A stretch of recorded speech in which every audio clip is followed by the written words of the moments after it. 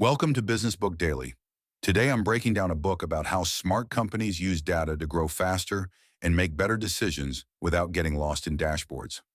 I'll cover the big idea, the practical business lesson, and 3 sharp insights you can use right away. Let's get into it.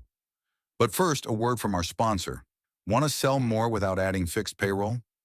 A lot of smart operators hire commission-only reps, experienced salespeople who get paid only when they produce results. If that sounds like a smarter way to scale, post your opportunity at commissiononly.com. Thousands of motivated reps are actively looking for performance-based roles right now. Commissiononly.com. Today's book is Lean Analytics by Alistair Croll and Benjamin Yoskovitz. Croll is a startup founder and data expert who spent years helping companies grow through analytics, and Yoskovitz is a founding partner at Highline Beta and a longtime startup operator and investor. Their core argument is simple. Data only matters if it helps you decide what to do next. That's what makes this book useful. A lot of businesses track everything they can. Traffic, downloads, followers, clicks. But most of those numbers don't tell you whether the business is actually getting stronger. They just create the feeling of progress. The book makes a different case. At any point in time, there's one metric that matters more than the rest. One number that reflects your biggest risk and tells you what to focus on next. If you find that number and improve it, the business moves forward. If you ignore it, you can stay busy without getting better. One of the strongest ideas in the book is the concept of the one metric that matters. Instead of spreading attention across dozens of dashboards, strong operators focus on a single number that drives decisions. That number changes over time. Early on, it might be activation, or whether users even try the product. Later, it might be retention, revenue, or customer lifetime value. Another key lesson is that metrics depend on your business model. A SaaS company should care deeply about churn and recurring revenue. An e-commerce business should focus on conversion rate and repeat purchases. A media business may care more about engagement and returning users. When you borrow metrics from the wrong model, you end up optimizing for the wrong outcome. The book also breaks growth into stages: empathy, stickiness, virality, revenue, and scale. Each stage has a different goal. Early on, you're trying to prove you understand the customer's problem. Then you're trying to see if people come back, then whether they bring others, then whether they pay, and finally, whether you can grow efficiently. Each stage has a different bottleneck, which means each stage needs a different metric. Another useful idea is avoiding vanity metrics.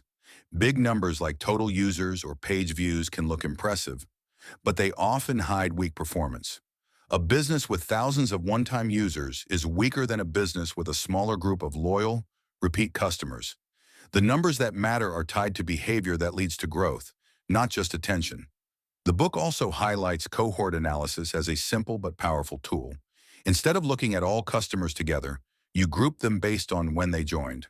This helps you see whether your product is improving. If newer customers stay longer or spend more, you're getting better. If every group behaves the same, the core problem hasn't been solved. So how do you apply this? Start by identifying your biggest problem right now. Don't try to fix everything at once.